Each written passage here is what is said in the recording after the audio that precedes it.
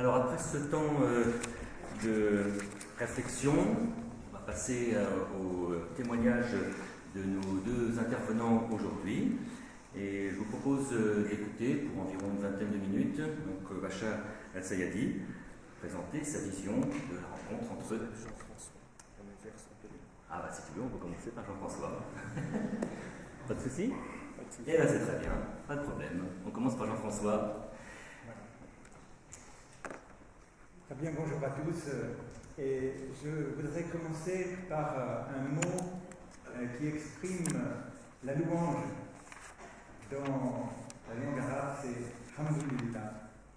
Je voudrais dire la joie et l'action de grâce de vous voir tous réunis ici et que nous puissions avoir ce temps d'échange, de débat, de dialogue dans la diversité de nos convictions et rassemblés sous, je dirais, la bénédiction du même Dieu qui nous a créés et vers qui nous nous tournons chacun à notre manière pour l'adorer, pour le louer, pour le servir.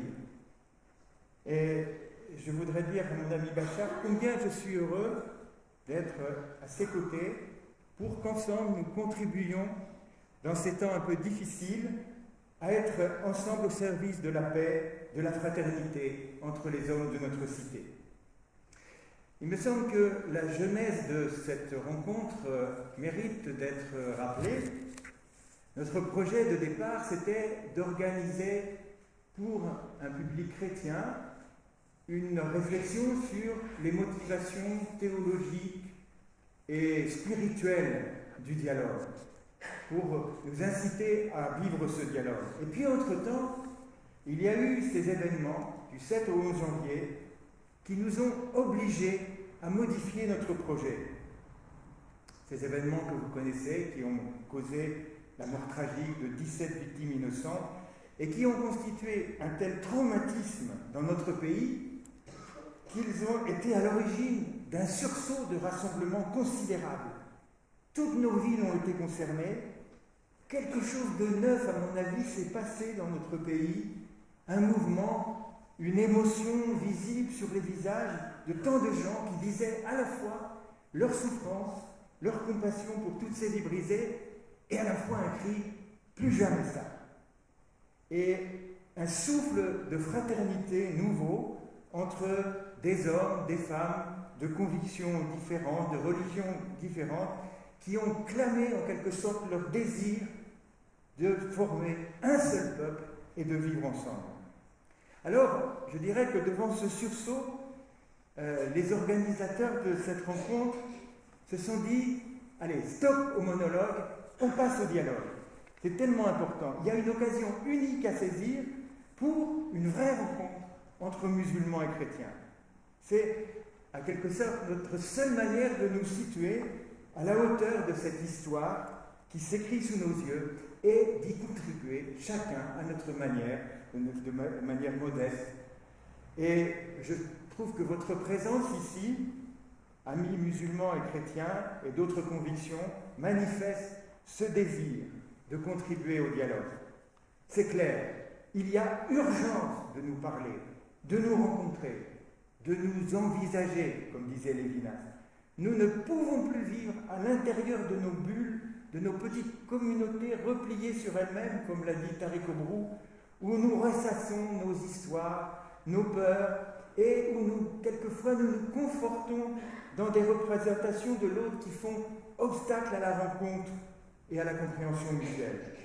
Il faut le reconnaître, nous ne nous connaissons pas vraiment dans ce qui fait le cœur de notre foi, de notre sentiment, de notre culture. Et j'aime ce que répète souvent Tariq Obrou, l'imam de Bordeaux, ce que nous avons à craindre le plus dans notre société, ce n'est pas le choc des civilisations, c'est le choc des ignorances. Et j'ajoute que lorsqu'il y a ignorance, c'est souvent là que s'insinue la peur. Nous n'avons pas le choix. Le dialogue s'impose. L'alternative se pose ainsi. Ou bien nous allons vers une société compartimentée où les mêmes se retrouvent avec les mêmes, où les méfiances réciproques s'exacerbent et où les espaces de médiation et de rencontre se font de plus en plus rares, et dans ce cas, nous risquons de glisser vers des manifestations sporadiques de violence, avec tout ce que cela enchaîne de stigmatisation et d'exclusion réciproque. Ou bien, nous faisons ensemble le choix d'une société respectueuse des différences, encourageant les initiatives de connaissances mutuelles, de rencontres, de solidarité qui nous engagent ensemble dans le cadre d'une laïcité interactive et participative. Et alors, nous nous engageons à poser les principes et les bases d'un vivre ensemble où chaque composante de la société puisse se sentir partie prenante d'un projet commun de développement humain et social. Donc, je redis cette urgence de nous rencontrer, surtout dans ces mutations si rapides. Je voudrais dire un mot sur le dialogue. D'abord pour dire qu'avant tout dialogue, il faut qu'il y ait relation, rencontre. L'un ne va pas sans l'autre. Et c'est ce que nous vivons aujourd'hui. Dialoguer, cela ne signifie pas être d'accord sur tout. Et nous savons que nous avons des différences et que nous ne sommes pas d'accord sur un certain nombre de points. Mais c'est accepter d'entrer en relation, en échange de paroles avec l'autre. Dialogos, selon l'étymologie, c'est accepter que ma parole soit rejointe et traversée par celle de l'autre, et réciproquement, et que cela puisse opérer un déplacement chez les uns et chez les autres, chez les partenaires du dialogue. Et je crois que, en fait, c'est une situation que nous vivons tous comme croyants. Comme croyants, que nous soyons musulmans ou chrétiens, nous sommes laissés rejoindre par une parole première, cette parole de Dieu qui vient nous toucher, nous animer, ce Dieu qui nous a créés et qui veut nous parler. C'est lui le premier Dieu qui prend l'initiative de la parole pour nous rejoindre au cœur de notre vie croyante. Pour les musulmans, c'est le livre du Coran. Pour les chrétiens, c'est la personne de Jésus et l'Évangile. Et je crois qu'en entrant en dialogue les uns avec les autres, nous ne faisons qu'accomplir la volonté de ce Dieu plus grand qui, le premier, nous a parlé. En fait, voyez-vous, je crois que le dialogue le plus basique, le plus fondamental entre nous, chrétiens et musulmans, c'est le dialogue de la vie, celui qui permet de se rencontrer dans la vie de tous les jours. Et je pense aux parents qui viennent attendre leurs enfants à la sortie de l'école et qui se parlent sur ce que deviennent leurs enfants. Je pense lorsqu'on va faire les courses au supermarché, lorsqu'on se rencontre dans l'escalier de l'immeuble, quand on échange des problèmes de santé et qu'on se retrouve dans la salle d'attente du médecin tous ensemble. Le dialogue ne commence pas par une confrontation immédiate avec les idées et les convictions de l'autre.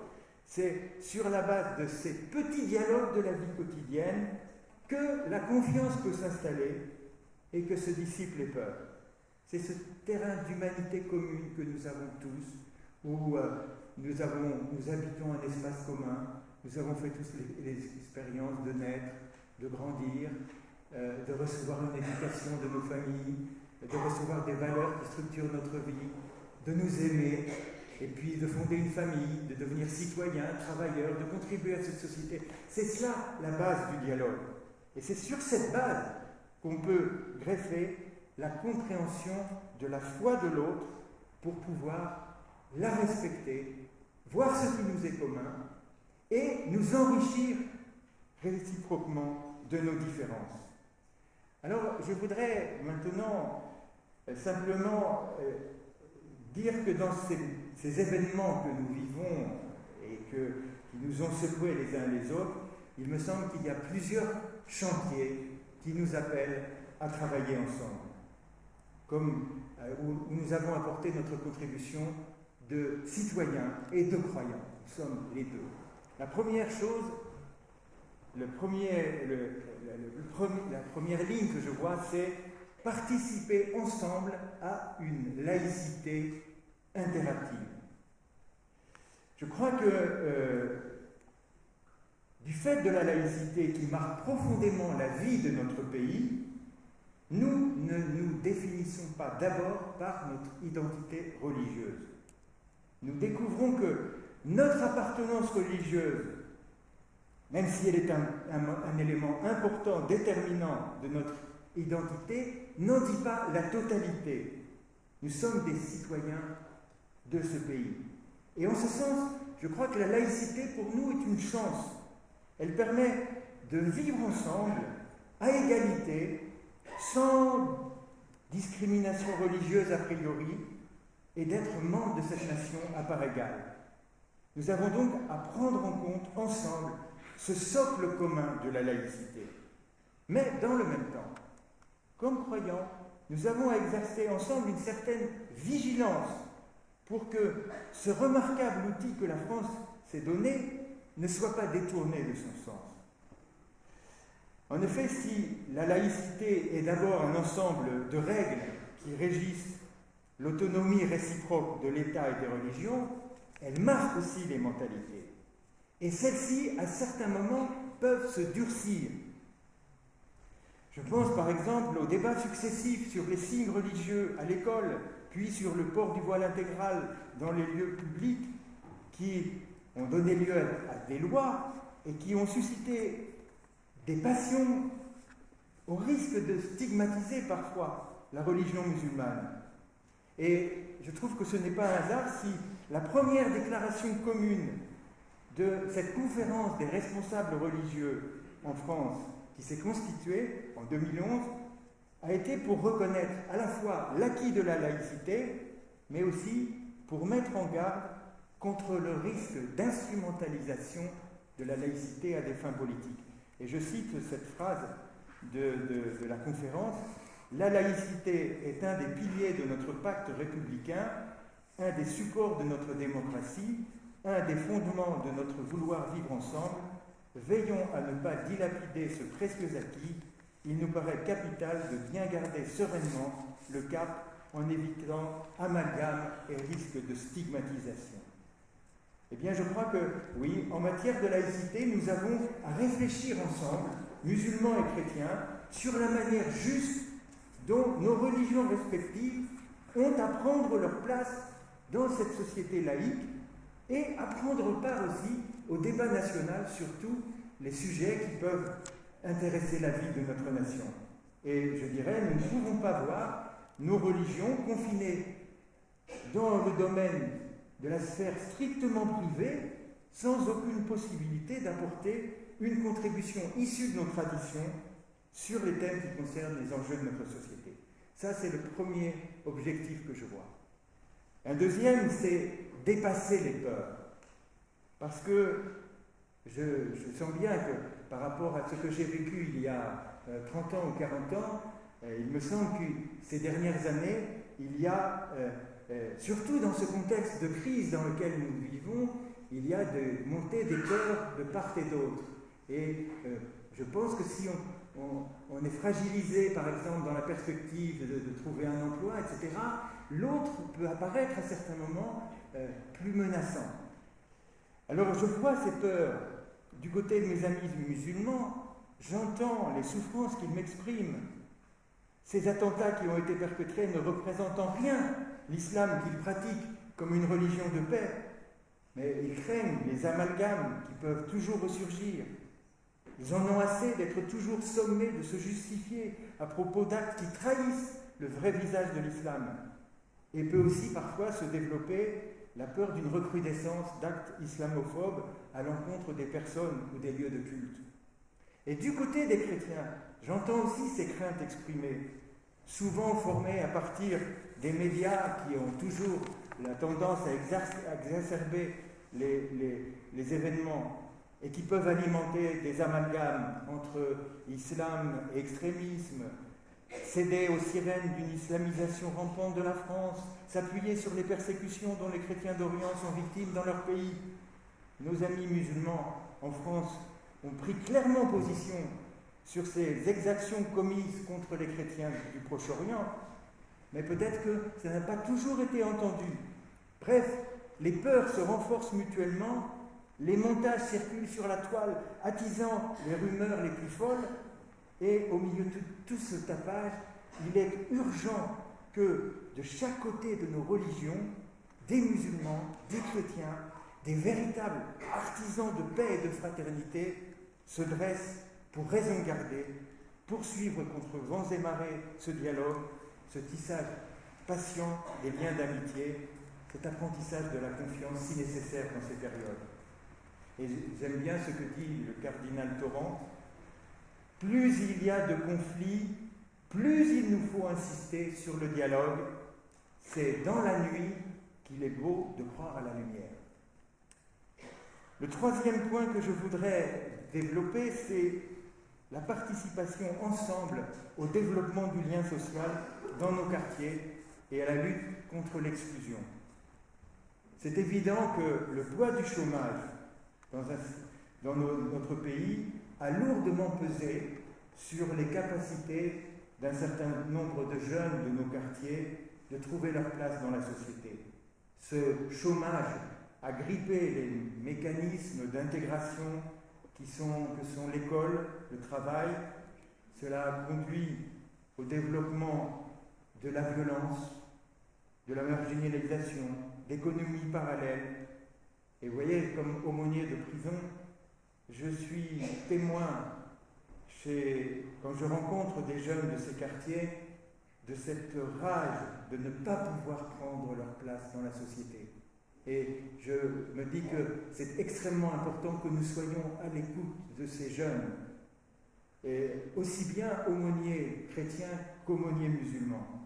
Parce que c'est sur ce terreau de la précarité, de l'absence d'avenir pour ces jeunes que peuvent se faire jour les tentations de radicalisation dont nous sommes témoins aujourd'hui. Et je crois que nous trouvons dans cette situation un chantier pour une coopération constructive entre les partenaires de nos communautés religieuses présentes sur ces quartiers. Et j'évoque ces rencontres qui se font dans certains quartiers où imams, prêtres et puis animateurs sociaux se retrouvent pour aller à la rencontre des jeunes quand la cocotte minute commence à bouillir un peu, pour parler avec ces jeunes, établir un dialogue et rappeler les valeurs fondamentales qui sont les nôtres. Ensuite, je dirais un autre point: assurer ensemble une vigilance sur ce que j'appellerais les limites de la liberté d'expression. Nous mesurons aujourd'hui les ravages que peuvent causer des dessins, des caricatures sur certains aspects de la religion. Bien sûr, nous avons à faire valoir ensemble que la liberté d'expression ne s'entame pas, mais qu'elle doit aller de pair aussi avec la responsabilité et le respect de l'autre. Je crois que la liberté d'expression, elle est bornée par les limites qu'impose le contexte, la manière dont le message va pouvoir être reçu. Bien sûr, nous avons besoin d'humour dans nos dialogues et de nous moquer gentiment les uns des autres et aussi d'avoir de l'humour sur nous-mêmes.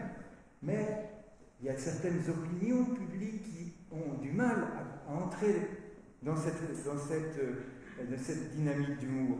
Et nous, responsables musulmans et chrétiens, nous avons à être vigilants sur les sensibilités des opinions publiques de nos religions respectives et peut-être entamer un dialogue avec les humoristes quand leurs caricatures risquent de déboucher sur le sentiment d'humiliation des croyants. Et ce qui s'est passé dernièrement au Niger, où des églises ont été prises à partie dans les réactions à la nouvelle publication de Charlie Hebdo, a de quoi nous faire réfléchir. Et je remarque que nombre de chrétiens qui ont dû se cacher ont été protégés par leurs amis musulmans. Enfin, le dernier point que je voudrais souligner, c'est travailler ensemble, chrétiens et musulmans, sur les liens subtils qui peuvent toujours se glisser entre religion et violence. Il faut regarder nos histoires respectives en face. aucune de nos religions n'ont échappé à des formes de violence.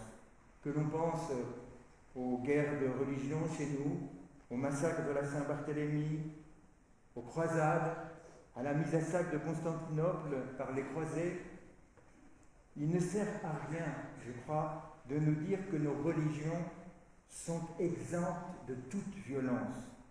Nous savons que dans le cœur de tout homme, même croyant, la violence est toujours prête à bondir et quelquefois à s'emparer de raisons religieuses pour attaquer l'autre. Et dans notre tradition biblique, l'histoire de Caïn et Abel, à l'aube de l'humanité, nous rappelle que la bête est toujours prête de bondir. Et je crois que nous devons faire ensemble, chrétiens et musulmans, une réflexion approfondie sur ces mécanismes qui peuvent susciter la violence, pas toujours physique, mais quelquefois aussi morale, et qui peuvent susciter cette violence dans le cœur de personnes qui se disent croyantes. Une telle démarche nous appelle à faire un examen approfondi des critères de lecture que nous appliquons dans la référence à nos sources scripturaires et à la disposition profonde du cœur de tout croyant lorsqu'il approche de ces sources. Et voyez-vous, je me dis, j'ai été touché par cet exemple de ce jeune Normand dont on a parlé, qui est une commune de l'Eure, et qu'on nous a présenté comme engagé dans les rangs de Daesh. Il avait suivi un parcours sans histoire de formation au catéchisme. Il avait été jusqu'à la confirmation dans sa paroisse, et son aventure me donne à réfléchir. Et je me dis que la grande question qui nous est posée ensemble, c'est la suivante: comment témoigner ensemble que le Dieu en qui nous mettons notre confiance n'est que paix et qu'aucune violence ne peut trouver sa place en lui? En conclusion, je voudrais simplement souligner l'enjeu aussi éminemment spirituel du dialogue entre nous, musulmans et chrétiens. Cette démarche peut être pour nous, chacun dans nos traditions, un lieu de conversion. Non pas de conversion à la foi à l'autre, mais de conversion profonde à notre propre tradition. Conversion aussi au sens du consentement à abandonner toute idée d'emprise sur l'autre pour entrer dans une démarche d'accueil de l'autre, d'écoute de l'autre tel qu'il est, dans le respect de sa liberté propre. Oui, ce dialogue est une aventure spirituelle, il nous invite à un travail de discernement, il nous appelle à nous tourner ensemble vers ce Dieu plus grand qui nous appelle à avancer ensemble sur un chemin de recherche de la vérité. Il nous appelle à demander à Dieu la patience pour comprendre l'autre tel qu'il est, la joie de nous réjouir pour ce qu'il est et de nous faire entrer en action de grâce pour tous ces dons que constituent nos différences qui enrichissent chacun à notre manière la beauté de la famille humaine. Merci.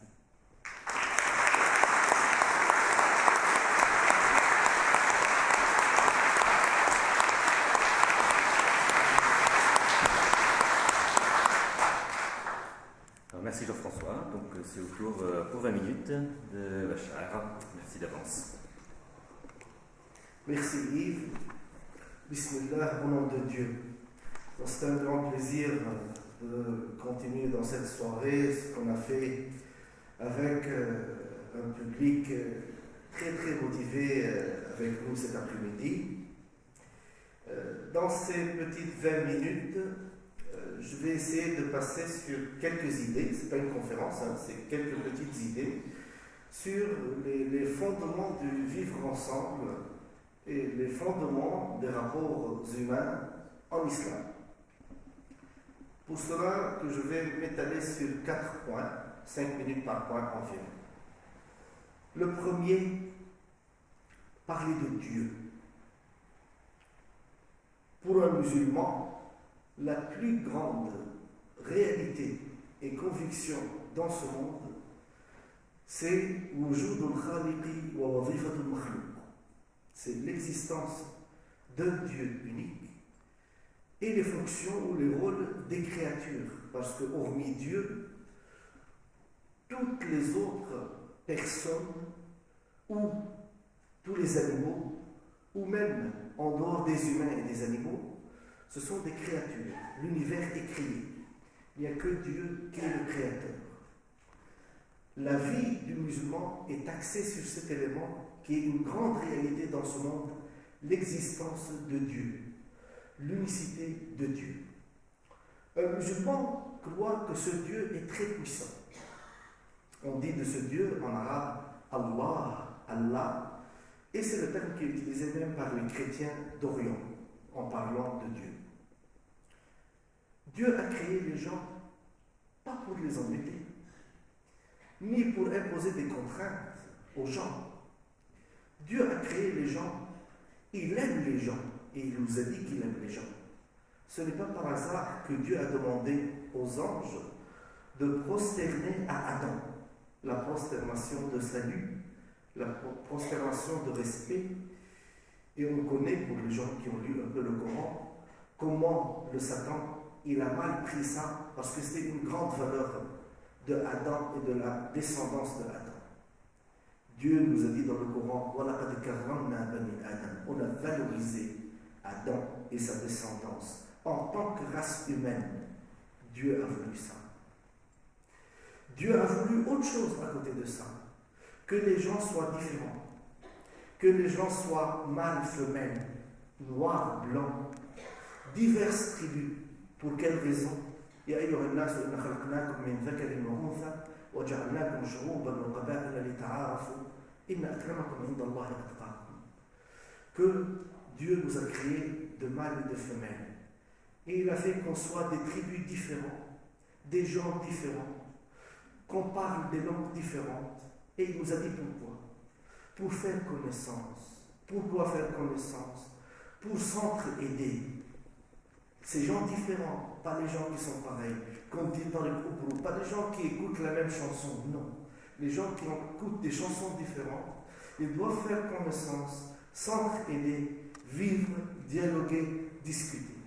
Et c'est pas en 2014 où on dit ça, ça a été dit par Dieu dans le Coran il y a 14 siècles, en nous disant qu'il nous a créés différents, qu'on doit dialoguer, qu'on doit vivre ensemble, qu'il a valorisé Adam et sa descendance, et un verset quand même qui est principal dans le Coran, celui qui veut croire, qu'il croit, celui qui ne veut pas croire, qu'il ne croit pas. Donc Dieu a donné la liberté à l'homme de croire ou de ne pas croire. C'est noté dans Surat Caverne. Et puis là, Ikram Fiddin, nulle contrainte en religion. Donc tous ces éléments-là, ce sont quand même des principes coraniques de notre religion. Et Dieu, à côté de son amour pour les gens, à côté de sa volonté que les gens soient différents, de sa volonté que les gens dialoguent et vivent ensemble, il a dit que les gens sont libres. La notion de liberté.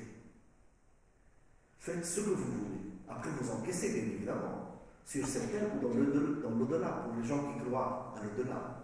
Mais faites ce que vous voulez, vous êtes libre. Qui est le juge? C'est Dieu. Parce que l'élément de jugement, c'est où? Sur la place religieuse. Le jugement, c'est sur le cœur. Qui connaît l'état du cœur? C'est Dieu. Inna akramakum indallahi atqakum. Le meilleur parmi vous, c'est le plus pieux. Donc c'est Dieu qui juge les gens le jour dernier, qui est bien, qui n'est pas bien, etc.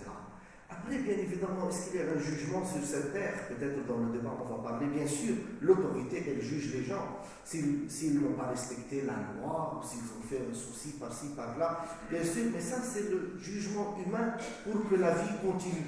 Mais le vrai jugement du jour dernier, c'est Dieu, et nous, on n'a pas le droit de juger les gens. C'est très important.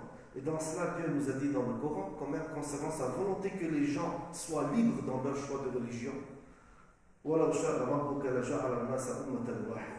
Et si Dieu avait voulu, il aurait pu faire des gens une seule communauté. Il l'a fait avec les anges. Les anges, c'est une seule communauté. Tous les anges croient. Il n'y a aucun mécréant ou non-croyant parmi les anges. Et il n'y a aucun ange qui désobéit à Dieu. Parce que les anges, ils ont été créés comme ça, d'une façon automatique. Les gens, non. Dieu, il a voulu que les gens, ils ont une raison Ils ont une logique, ils choisissent, ils sont libres, ils assument. Et pour cela, Dieu, qui aime bien les gens, Dieu aime les gens, il nous a demandé qu'on s'aime les uns les autres. Il nous a demandé ça dans le Coran. Je vais étaler ça un peu après. Il nous a dit quelque chose qui est important quand même dans le Coran. La deuxième conception islamique de la vie, on a parlé de Dieu, on va parler un peu de l'homme, avec un grand H, homme et femme. L'homme, il est faible. Celui qui dit cette vérité, c'est quelqu'un qui n'a pas une vision scientifique. On a tous 37 degrés. Si quelqu'un de nous il a 40 degrés, il est au lit. À 43 degrés ou 44 degrés, il est mort. Donc cet être humain qui est à 5-6 degrés peut mourir. Ne me dites pas que c'est un être fort. Il est faible.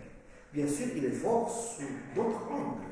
Dieu lui a donné une raison, une force physique, une capacité de dialoguer, une capacité de produire. Il l'a créé, il lui a dit, fais deux choses sur cette terre. Ne nie pas mon existence et construis la terre.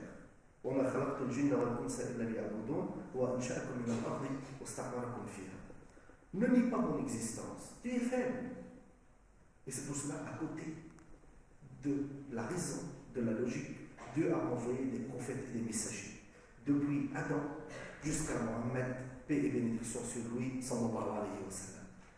Et Jésus, c'est un prophète dans la conception musulmane et il est cité dans le Coran nominativement plus que le prophète Mohammed.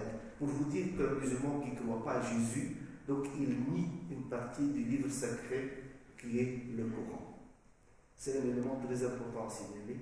Dieu a envoyé les prophètes et les messagers pour éclaircir les gens, pour ne pas laisser les gens seulement raisonner sans guide.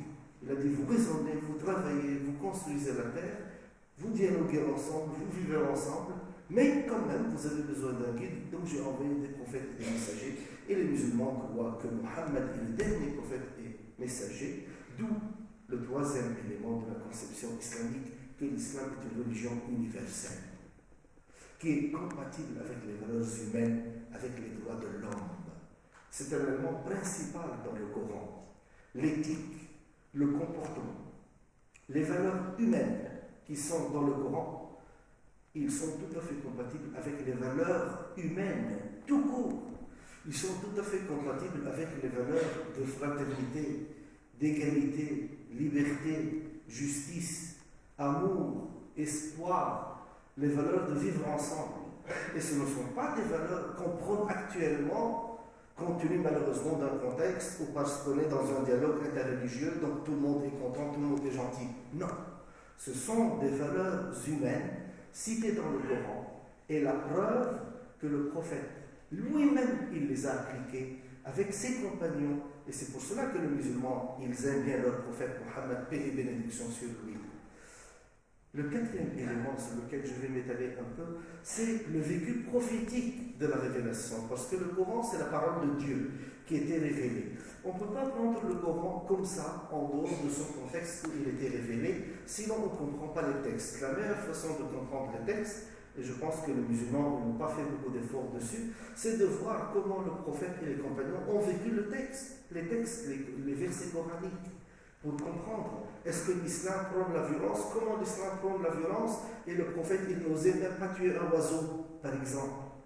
Comment l'islam prône la violence? Et les musulmans, ils étaient obligés, 13 ans, sur 23 ans de la révélation, de ne pas pouvoir même se défendre. Dieu les a interdits de se défendre au début de la révélation, c'est-à-dire qu'ils étaient torturés, tués, et ils n'avaient pas le droit de se défendre pour ne pas s'aimer la zizanie dans la société ou créer des problèmes dans la société koraïchite de l'époque.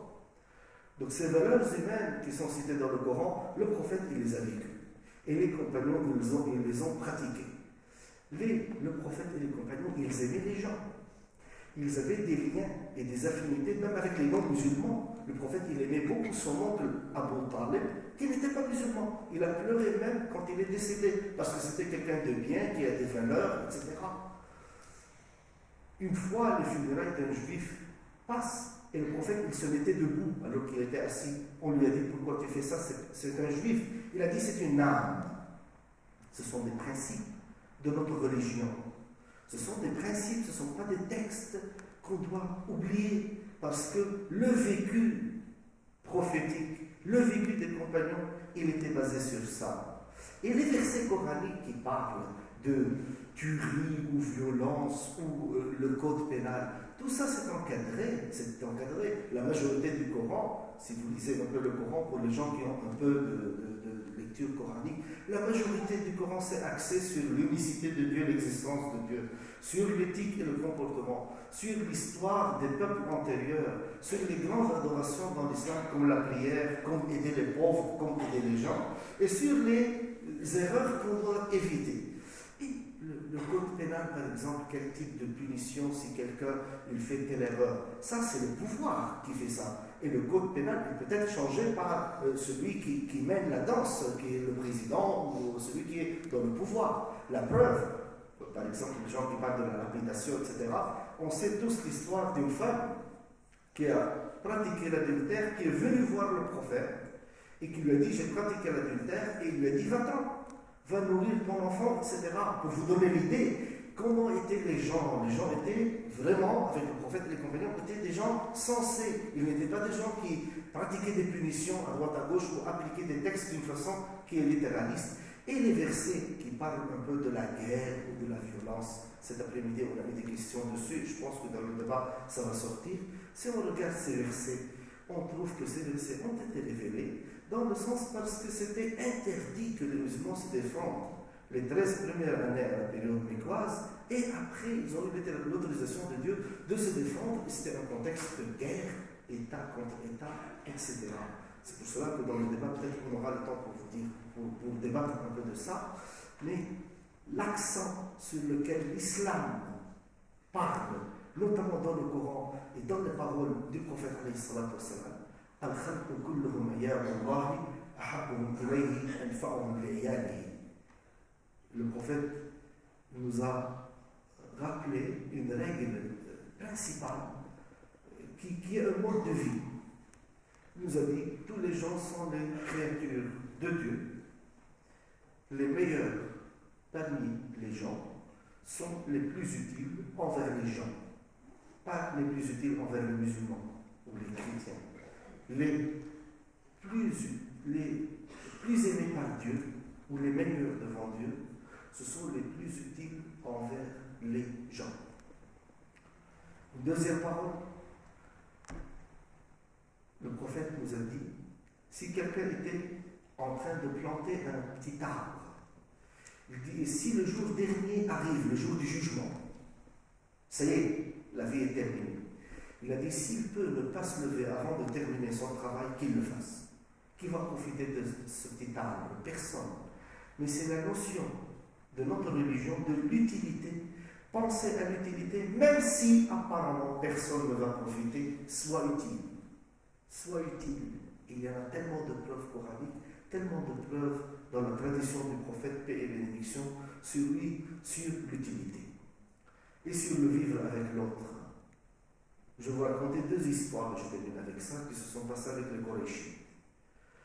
Dans l'ère pré-islamique, avant la révélation, les Koraïchites, les non-musulmans, les non-croyants, ils faisaient un pacte dans la maison d'un certain Abdullah ibn Jana'an, dans lequel ils ont dit: écoutez, on va réunir des représentants des tribus pour faire un pacte social, un pacte qui est basé sur la justice, aider toute personne qui subit une injustice dans la société. Le prophète, il était invité et probablement il n'a pas assisté. Il n'était pas encore prophète avant la révélation, par manque de temps, il n'a pas assisté, etc. Qu'est-ce qu'il a dit après quand il était prophète? Il a dit: j'étais invité dans l'ère pré-islamique à un pacte, ce pacte avec des non-musulmans, avec les Koraïchites qui le combattaient et qui ont tué beaucoup de musulmans injustement. Il a dit: j'étais invité par eux sur un pacte de justice sociale. Et si je serais invité en islam, j'y répondrai favorablement. Donc il nous a dit qu'il répond favorablement à une invitation par des personnes qui l'ont combattu, qui ont tué des gens. Pourquoi? Parce que la cause elle est juste, la justice sociale. Et le prophète, il était dans ça. Il était fidèle à ces principes, aux principes coraniques. Et l'histoire que j'ai dit à plusieurs reprises et que je répète ce soir, c'est surtout à la période où les Koraïchites terroriser les compagnons musulmans et tuer toute personne qui annonce qu'elle est devenue musulmane. Le prophète était humilié, il était vraiment en détresse, parce qu'il a subi une grande injustice. Les Korachites ont envoyé leurs enfants l'humilier, jeter des déchets sur lui, etc. Et il y en a l'ange des montagnes qui se présente et qui lui dit: écoute, je viens de la part de Dieu. Si tu veux, je peux écraser les Korachites entre les deux montagnes et c'est bon, tu es tranquille. C'est un cadeau offert par Dieu. Et qu'est-ce qu'il a dit le prophète? Il a dit: non, c'est mon peuple. J'espère que Dieu fait sortir d'eux des personnes qui sont raisonnées, des personnes qui vont après reconnaître l'existence et l'unicité de Dieu. Et vous connaissez la suite de l'histoire, il y en a tellement qui sont sortis après et qui ont embrassé la religion musulmane.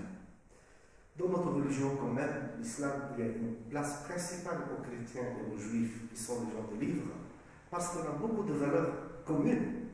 On croit à Dieu, on croit au jour dernier, des jugements, on croit aux valeurs humaines, ça peut-être on partage même avec des non-croyants peut-être. On croit au bien, au mal, et surtout il y a un élément prioritaire et primordial. Celui qui vit sur cette terre et qui pense que tout se termine avec la mort, c'est pas comme quelqu'un qui vit sur cette terre et qui pense que tout démarre avec la mort. Parce que si quelqu'un croit que tout se termine avec la mort, il doit faire le maximum de loisirs, de vacances, de bien-être, etc. Parce qu'après, il va mourir, il dit tout se termine. Alors que quelqu'un qui croit dans l'au-delà, il pense qu'ici, il fait le bien, il évite le mal. Il y a des règles à respecter parce qu'il y a un Dieu à craindre, il y a un Dieu à adorer. Donc il faut être juste. Ce n'est pas la même vision, ce n'est pas la même conception. C'est pour cela que quand on discute avec un chrétien, avec un juif, on trouve, il y a cette notion que sur cette terre, ce n'est pas une finalité, qu'il y a l'au-delà, il y a une responsabilité à assumer devant Dieu, il y a l'enfer, il y a le paradis, etc. etc. Et c'est ça qui donne une place principale aux chrétiens et aux juifs dans le Coran et dans la religion musulmane par rapport aux gens qui croient à rien. Et bien sûr, il y a même une fraternité humaine qui existe avec les gens même qui croient à rien, parce que c'est un fait historique. Tous, on vient de Adam, et c'est pour cela tous, on est frères et sœurs par sang. Donc j'espère qu'on va débattre cette soirée autour de ce qui nous unit, et c'est énorme. Et même si vous voulez qu'on débatte autour de ce qui nous sépare, et il y en a des choses, il faut être franc avec les gens, les chrétiens, les musulmans, etc., ils ne sont pas d'accord sur 100% des choses. Il y a des choses sur lesquelles on n'est pas d'accord, il y en a des éléments sur lesquels on n'est pas d'accord du tout. Sinon, parce que si on est d'accord sur tout, on sera de la même religion, ce qui n'est pas le cas. Bon débat.